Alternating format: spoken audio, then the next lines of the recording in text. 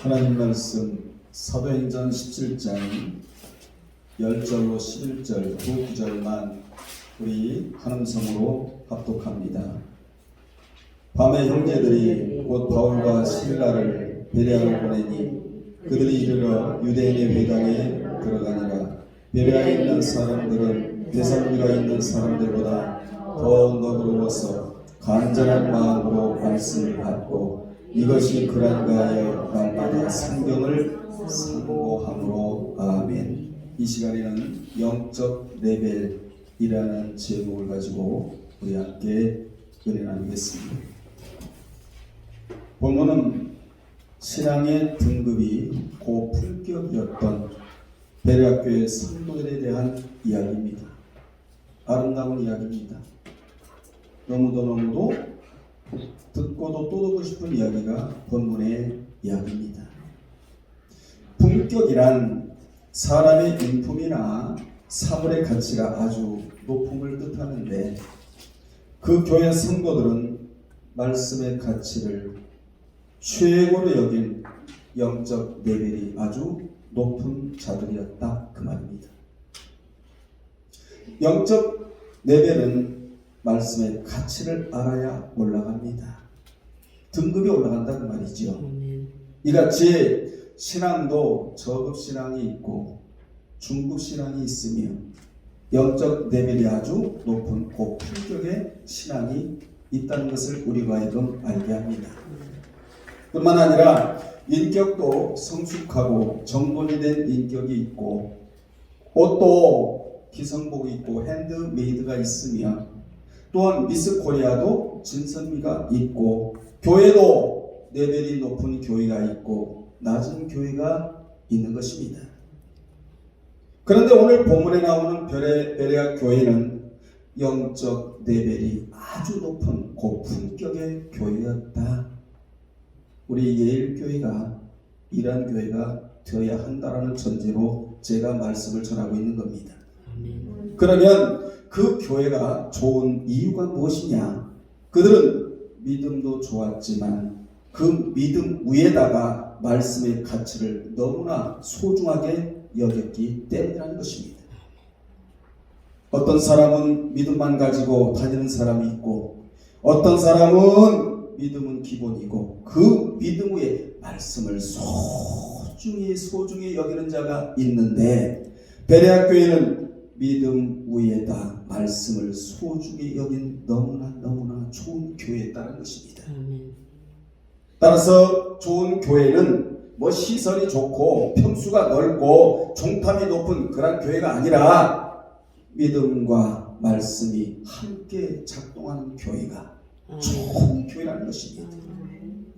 실례로 창세기 6장에 노아가 심어한 교회도 영적 레벨이 높은 고품격의 교회였습니다. 그 교회가 좋은 이유는 무엇이냐? 방주를 지으라는 여호와의 명령을 따라 오로지 방주를 짓는 교회였기 때문입니다.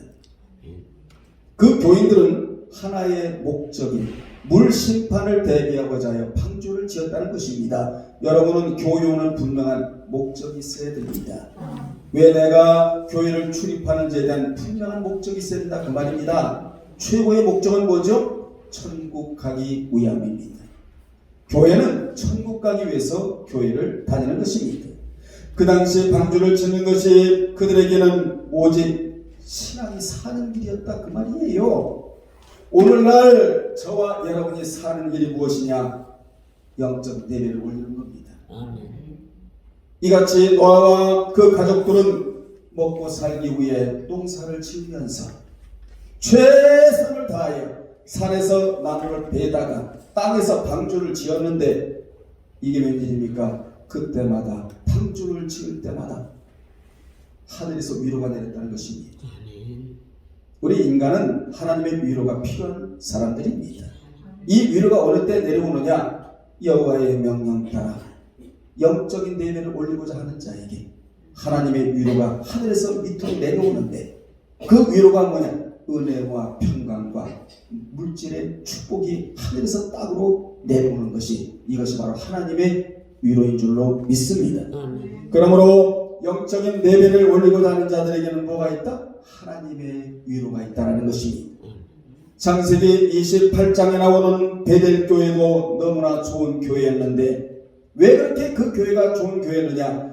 영적 사다리가 설치된 교회였기 때문이라는 것입니다. 즉 하나님과 교제하는 교회였기 때문이라는 것이에요. 여러분 하나님과 교제하고 있습니까? 저는 눈이 뻑뻑할 정도로 지금 3, 4일 동안 종말론을 정리하느라고요.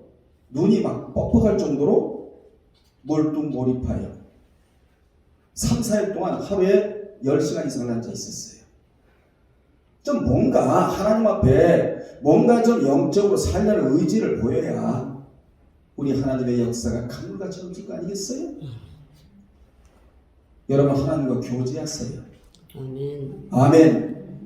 여호수아 1장 교회도 너무나 좋은 교회였는데 왜 그렇게 여호수아 1장 교회가 좋은 교회느냐? 세 가지 할 일이 있는 교회였기 때문이라는 것입니다. 그 할 일이 무엇인 줄 아십니까? 몸과 마음을 일으켜라. 아멘. 일어나라. 여러분 일어나세요. 일어나서 빛을 발하세요. 아멘. 일어나는 데 있어서 무엇을 일으켜야 되느냐? 생명의 말씀으로 몸을 일으키고 마음을 일으켜라. 먼저 일어나라. 그리고 요단을 건너라. 정복을 해야 되거든요. 우리는 건너갈 때가 있잖아요. 세상을 건너가야 천국이 보이고 유혹의 강을 건너가야 하나님의 인도를 받을 수가 있게 되는 것입니다. 건너라 건너라. 그 다음에 뭡니까? 가나안에 들어가라. 이 세 가지 메시지가 있는 교회였기 때문에 여호수아 1장 교회는 너무나 좋은 교회였다는 것입니다. 오늘 본문에서 우리가 깊이 깨달아야 할 것이 있는데 그것이 뭐냐? 교회는 다른 것을 주는 곳이 아니라 진리를 주면 성도들이 그 진리의 가치를 알고 영적 레벨이 높은 즉 고품격의 신앙이 된다는 것입니다. 여러분 교회 와서 다른 거 요구하지 마십시오. 제가 강단에서 하나님 말씀을 그대로 여러분에게 전하거든 최고의 선물이구나. 아멘. 이 영적인 진리를 받고 여러분 뭐 해야 되느냐? 신앙의 품격을 높여야 된다 이 말이에요. 영적 레벨을 등급을 최고로 높이는 여러분들이 될 때 하나님께부터 공부받지 못할 것은 하나도 없는 것입니다. 그러면 베레아 교인들이 영적 레벨이 높은 고품격의 신앙이 될 수 있었던 이유가 무엇이냐? 첫째, 바울과 실라가 베레아로 보내졌기 때문입니다. 10절에 보면 밤에 형제들이 곧 바울과 실라를 베레아로 보내니 여기 보내니라는 단어가 신적 수동태 사람에 의해서 보내진 것 같지만은 성령께서 작동하셔서 바울과 실라를 베레아로 보냈다는 것입니다. 그들이 이르러 유대인의 회당에 들어가니라. 여기 바울과 실라를 베레아로 보낸 그런 자들이 형제들이 아닌 하나님이시다는 것입니다. 겉으로 볼 때는 형제들이 보냈지만 성리적으로 볼 때는 하나님 보내셨다는 것이지요. 하나님이 말씀의 가치를 아는 베레아 교회로 위대한 두 사도를 보내셨다는 것입니다.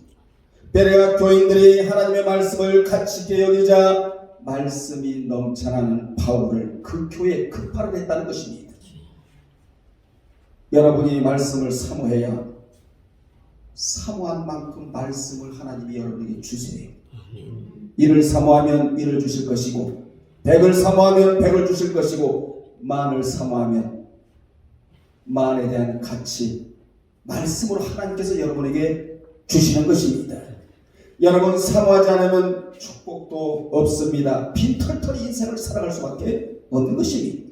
말씀을 사모하는 자는 영적으로 부유한 자에게 물질을 끌어당기고 물질을 누리고 살아갈 수 있게 된다는 것이 성경이 주는 교훈입니다. 따라합시다. 말씀이 해답이다. 말씀만이 해답입니다. 물질의 어려움을 겪고 있습니까? 말씀만이 해답입니다. 육신의 질병을 겪고 있습니까? 말씀만이 해답입니다. 당시 데살로니가에 있던 믿음의 형제들이 바울과 실라를 베레아로 보냈는데 데살로니가에서 베레아까지의 거리는 64km예요. 그 당시 KTX 타고 간 것도 아니고 무슨 열차를 타고 간 것도 아니고 택시 타고 간 것도 아니고 걸어갔다라는 거예요. 그 거리를 마다하지 않고 말씀을 가치 있게 여기는 베레아 교인들을 위해 걸어갔다는 것입니다. 여러분은 여러분의 심령에 다른 것은 오지 않아도 분명한 것은 말씀은 와야 된다는 거예요. 여러분의 심령에 말씀이 와야 된다는 것입니다. 그것만 오면 모든 것이 다 해결이에요. 모든 것이 따라오게 되어 있는 겁니다. 그것이 안 오면 불통이에요. 말씀이 오면 형통하다. 여러분 심령에 말씀이 오고 있습니까? 그 자는 형통할 자입니다. 불통할 자가 아니에요.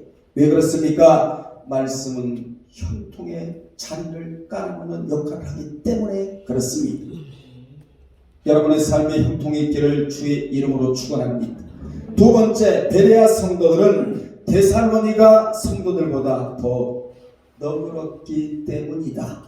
너그러웠기 때문이다. 11절에 보면 베레아에 있는 사람들은 데살로니가에 있는 사람들보다 더 너그러워서 간절한 마음으로 말씀을 받고 이것이 그러한가 하여 날마다 성경을 상고했다고.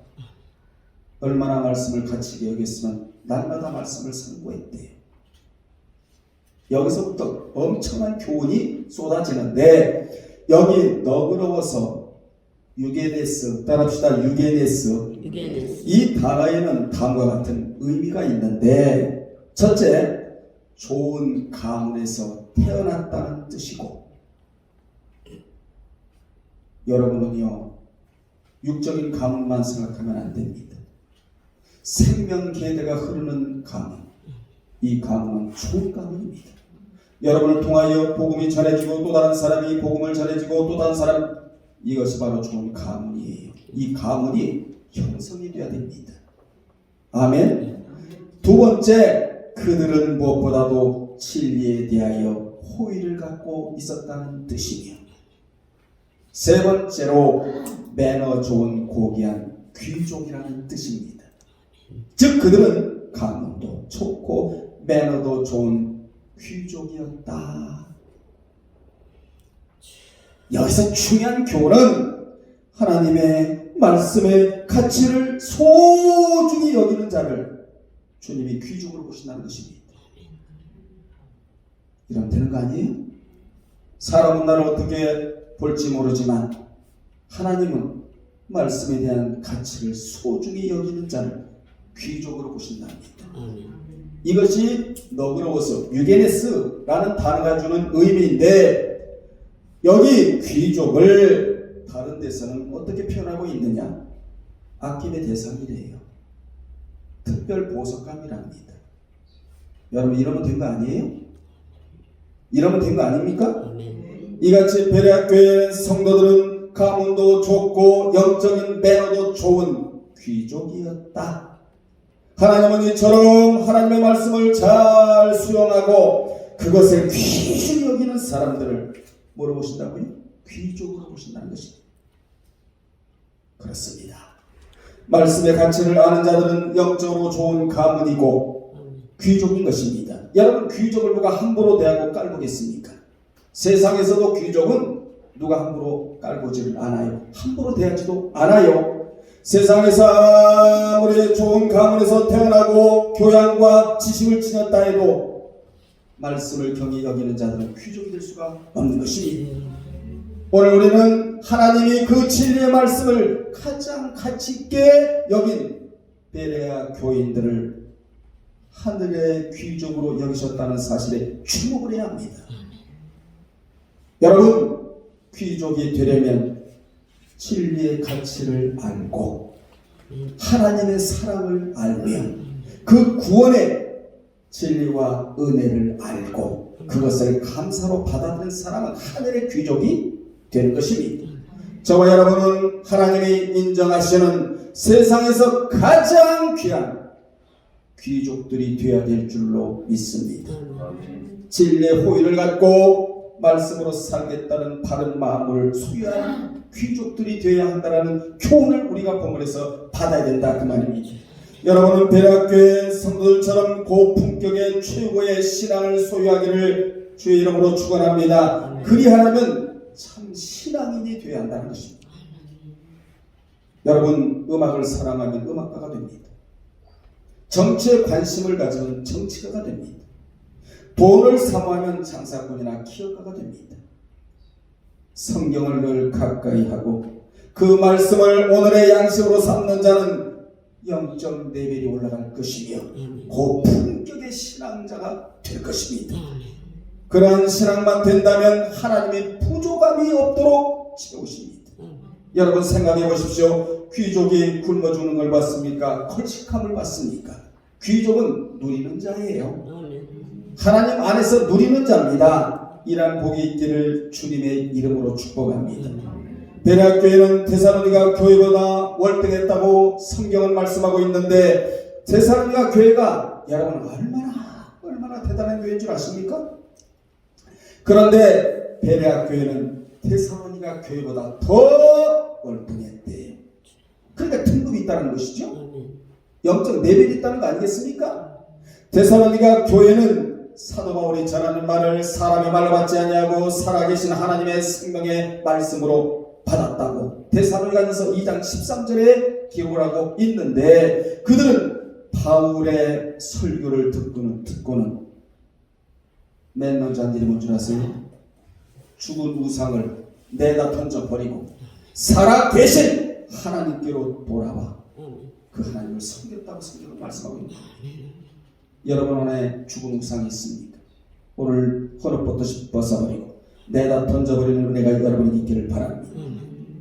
그러니 그들이 얼마나 대단한 교인들이었습니까? 그런데 베레아 교인들은 데살로니가 교회 교인들보다 더 말씀을 받아들이는데 월등했대요.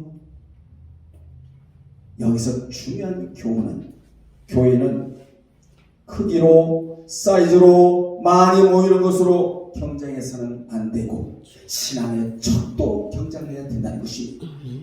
여러분도 육모나 소유하고 있는 물질로 경쟁하지 말고 신앙의 척도로 경쟁하시기를 주님의 이름으로 축복합니다. 여러분, 물질로 경쟁하면 시기를 해요. 그러나 신앙으로 경쟁하면 서로가 도전을 받게 되잖아요. 신앙으로 도전을 주고 받는다면 얼마나 복받은 자들입니까?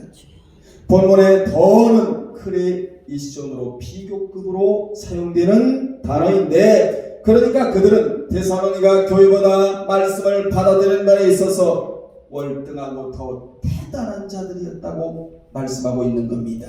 이 말씀이 그들로 하여금 고품격의 신앙자로 만들었다는 것이죠.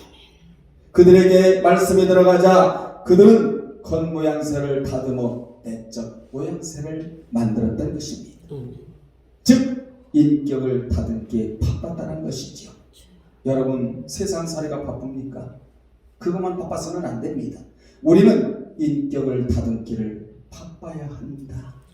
이것이 하나님께로부터 복을 받는 유일한 비결이라는 사실을 오늘 우리는 뼈에 이런 말씀을 새겨야 됩니다. 여러분, 인격은 누가 다듬어 주질 않습니다. 내가 곱디곱게 다듬어야 한다. 그래서 사람들이 이런 말을 하잖아요. 사람에게는 3C가 있어야 된다고 그러잖아요. 첫째, 마음씨. 두 번째, 솜씨. 세 번째, 말씨. 이런 씨를 갖춘 자들이 바로 베레아 교회 교인들이 아니었겠는가. 세 번째, 베레아 성도들이 말씀을 받을 때 간절한 마음으로 말씀을 받았기 때문이다. 여러분, 어떻게 말씀을 받습니까? 그들은 말씀을 받을 때 오늘 안 받으면 다음 주에 또 받으면 됐지, 그런 마음으로 말씀 받지 않았다는 거예요. 이렇게 말씀을 받으면 변화가 되지 않습니다. 여러분, 지금 말씀을 받고 내가 변화가 되어야 된다 그 말입니다.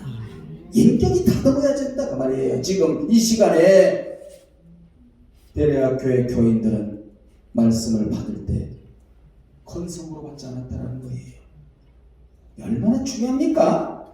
그들은 말씀을 받을 때 안 받으면 안 된다는 간절함으로 받았다는 것이에요. 이 자가 바로 어떤 자입니까? 진리에 대한 목마름이 있는 자이다. 사슴이 시냇물을 찾아 갈급한같이 내 영혼이 줄 찾기 갈급했다라고 시편 42편에 기록을 했듯이 진리에 대한 목마름이 그들에게 있었다는 것이지요. 여러분도 말씀을 받을 때 간절함으로 받으시기를 주의 이름으로 축원합니다. 간절함으로 받는다는 표현을 다른 데서는 어떻게 표현하고 있느냐? 사모함이다 이 말이에요. 사모함. 그들은 진리를 좀 더 깨닫기 위하여 간절한 마음으로 말씀을 받았는데 다윗도 시편 119편 131절에서 다음과 같이 고백을 하고 있는데 내가 주의 계명을 사모함으로 입을 열고 헐떡였대. 여러분은 이렇게 해본 적이 있습니까? 살기에 급급하지요. 세상에 주의 계명을 사모함으로 입을 크게 열고 헐떡였대요. 이같이 성도는 목마른 사슴이 간절히 시냇물을 찾듯이 말씀을 사모해야 되는데 어떻게 사모해야 되느냐? 사물로 말하면 정금보다 더 사모하고 음식으로 말하면 송이꿀보다 더 사모해야 한다고 시편 19편 10절에 하나님이 기록을 해 주셨습니다. 여러분 신앙이 병들면 말씀의 맛이 마음에 쓰게 와닿습니다. 신앙이 병들면 권면을 듣지를 않아요. 권면도 쓰게 받아요. 따라서 말씀의 단맛을 잃어버리면 그냥 신앙은 병들게 되어 있는 겁니다. 오늘날 신앙이 병든 줄도 모르고 돌아다니는 자가 얼마나 많은지 모릅니다. 여러분 눈에도 보이잖아요. 신앙이 분명 병이 들어놓음에도 불구하고 돌아다니는 자들이 얼마나 많은지 모릅니다.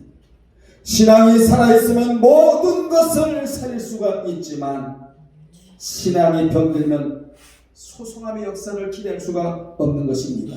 우리는 이 사실을 명심을 해야 됩니다. 그래서 늘 기도하기를 아버지여 나의 신앙이 병들지 않기를 원하나이다.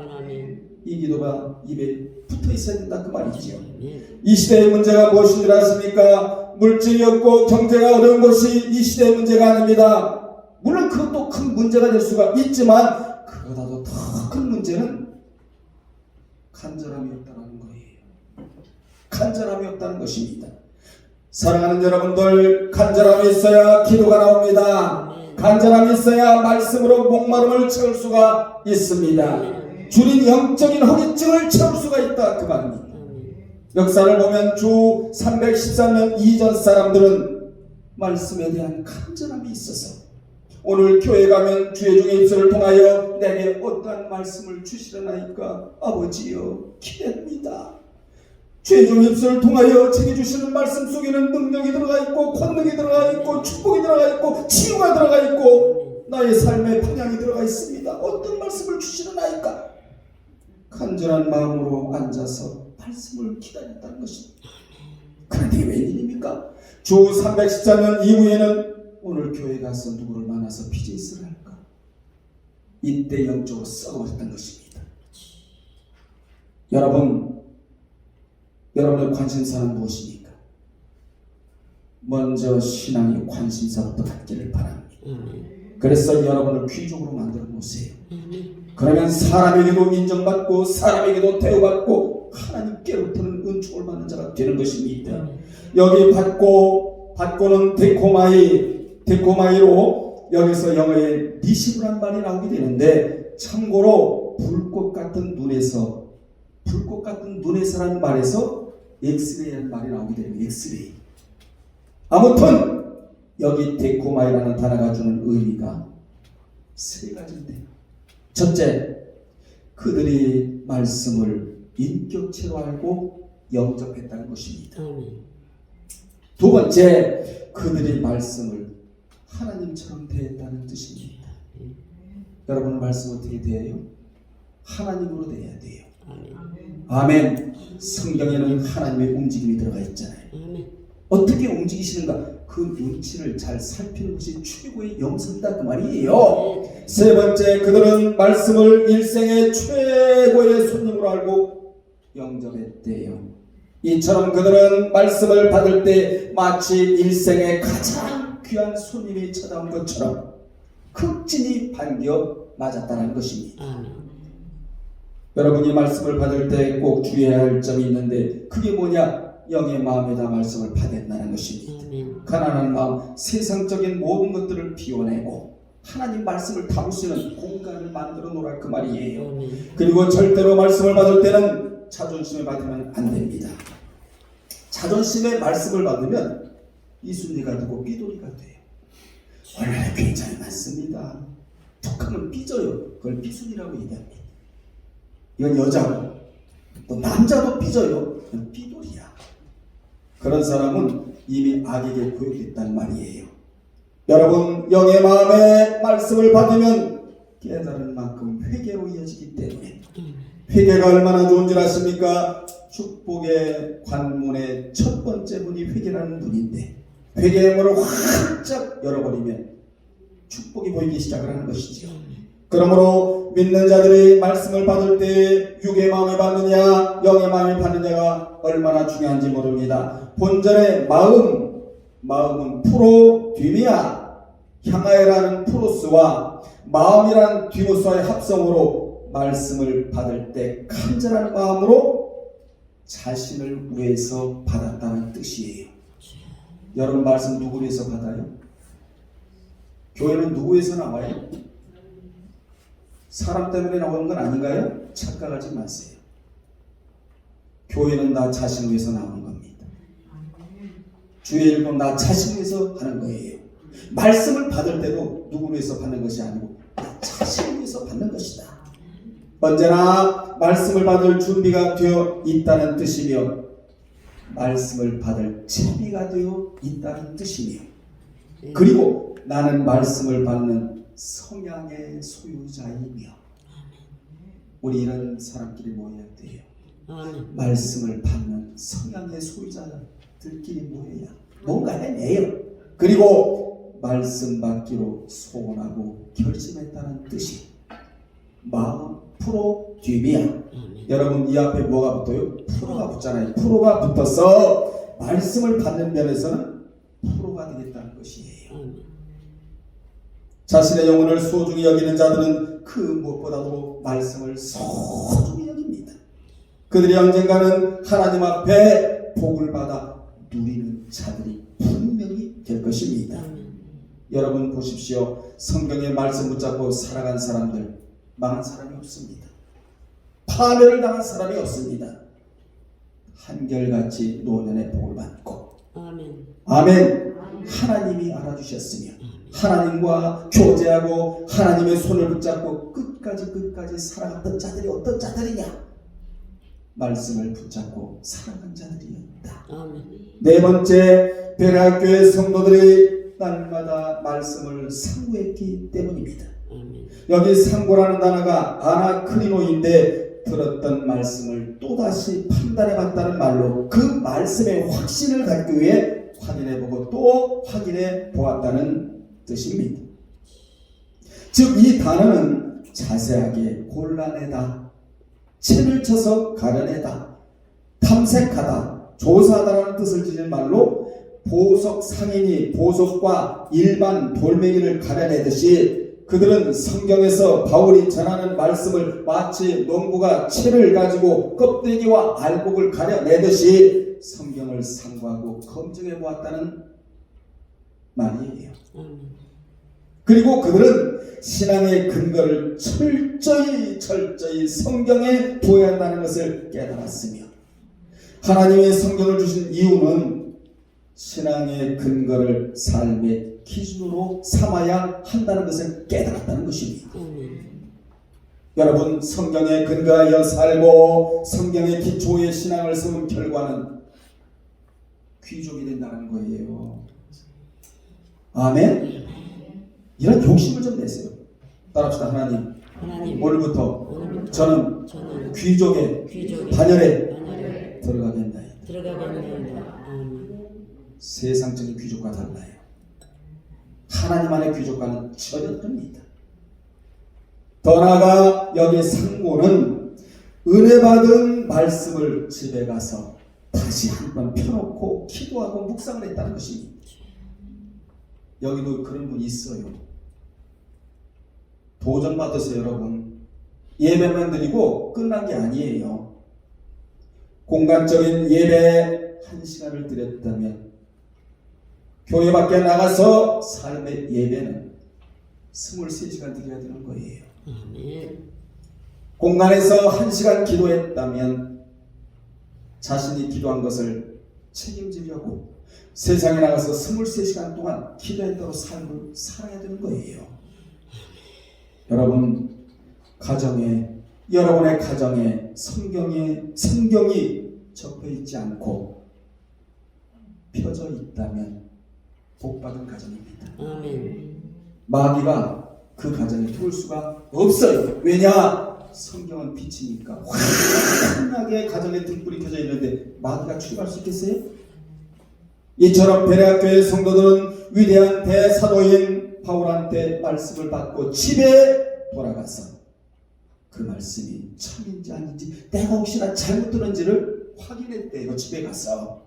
그뿐만 아니라 그들은 말씀을 들을 때 아멘 아멘 한 것에 대해 책임을 지려고 했고, 여러분도 지금 말씀 들으면서 아멘 아멘 하고 있죠? 그럼 책임을 져야 되는 거야. 책임 안 질 것 같으면 아예 아멘 하지 마세요. 하나님 앞에 진실해야 되잖아요. 그들은 혹시 잘못 듣고 잘못 깨달았을까봐 집에 가서 확인까지 했다는 것입니다. 그것은 바로 그들에게 학습된 거룩한 습관이었다. 여러분이 매주마다 성경을 상고한다면 여러분을 당해낼 자가 하나도 없습니다. 마귀도 못 당해내. 세상 사람도 여러분을 당해낼 체간이 없단 말이에요. 그렇습니다. 상고하는 자들을 세상도 사탄도 당해낼 자가 없다. 급변하는 세상 속에서 많은 사람들이 혼란을 겪고 살아가고 있습니다. 이러한 때 우리는 말씀과의 관계가 분명하기만 한다면 세상을 이기고도 남음이 있을 줄로 믿습니다. 나무의 뿌리가 땅속 깊이 뿌리 내리지 못하면 폭풍이 일고 홍수가 날 때 뽑혀버리는 것처럼 말씀으로 신앙의 뿌리가 내리지 못하면 시대가 변천할 때마다 감당하지 못하고 이리저리 흔들리고 넘어지고 자빠지고 결국은 파멸을 당하고 마는 것입니다. 왜 그렇습니까? 인간의 삶의 근본이 말씀이기 때문이다. 이것을 아는 자는 행복한 자입니다. 오늘 말씀을 들으면서 여러분은 오직 말씀을 사모하며 하나님을 아버지로 모신 사람이 되세요. 이 사람이 지혜로운 사람이고 복받은 사람입니다. 말씀을 사모하는 사람은 삶의 의미와 가치를 알기 때문에 살아가는 목적과 방향이 분명히 달라요. 생각이 달라요. 아멘. 이런 사람은 아무리 환경이 요동쳐도 뿌리 깊은 나무와 같기에 결코 환경에 좌초되지 않습니다. 환경에 매몰되지를 않아요. 꿋꿋하게 살아가면서 하나님께 영광을 돌리는 삶을 살아가게 되는 것입니다. 인간의 삶은 오로지 진리로 시작하여 하나님으로 종결되어져야 합니다. 진리 없는 삶은 오만이에요. 거짓이에요. 절대 무입니다. 결론 내립니다. 베레아에 있는 성도들 때문에 믿는 사람이 많이 생기고, 몇 절에 나오죠? 12절에 나오죠? 헬라의 귀부인과 남자들도 예수 그리스도를 믿게 되었답니다. 보여준 거예요, 신앙을.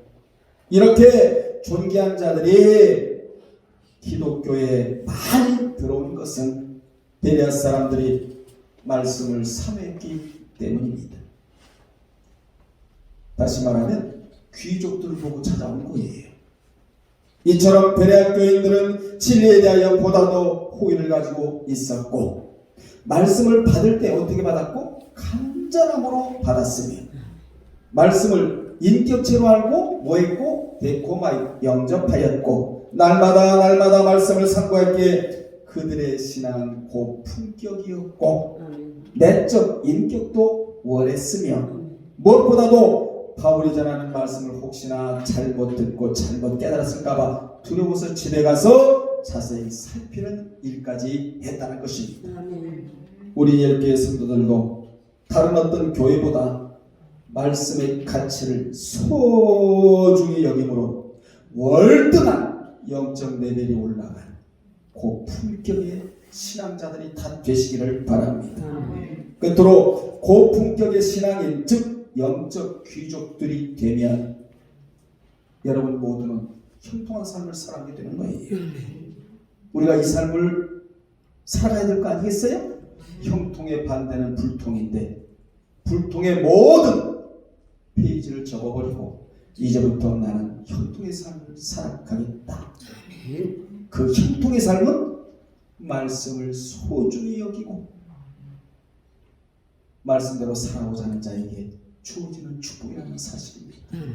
저도 마찬가지고 여러분도 마찬가지며 이 영상을 보는 모든 분들은 오늘부터 영적 레벨이 올라가고 고품격의 신앙인이 되어 귀족들로 대우받기를 주님의 이름으로 축원합니다. 기도하겠습니다. 살아계신 아버지, 오늘 영상을 보는 모든 분들과 우리 예일교회 성도들이 말씀에 대한 소중한 가치를 다시 한번 깨닫고 고품격의 신앙인이요 영적 레벨이 올라가 하나님께서 보실 때 귀족이라는 평가를 받는 분들이 되게 도와 주옵소서. 예수님의 이름으로 기도드리옵나이다. 아멘.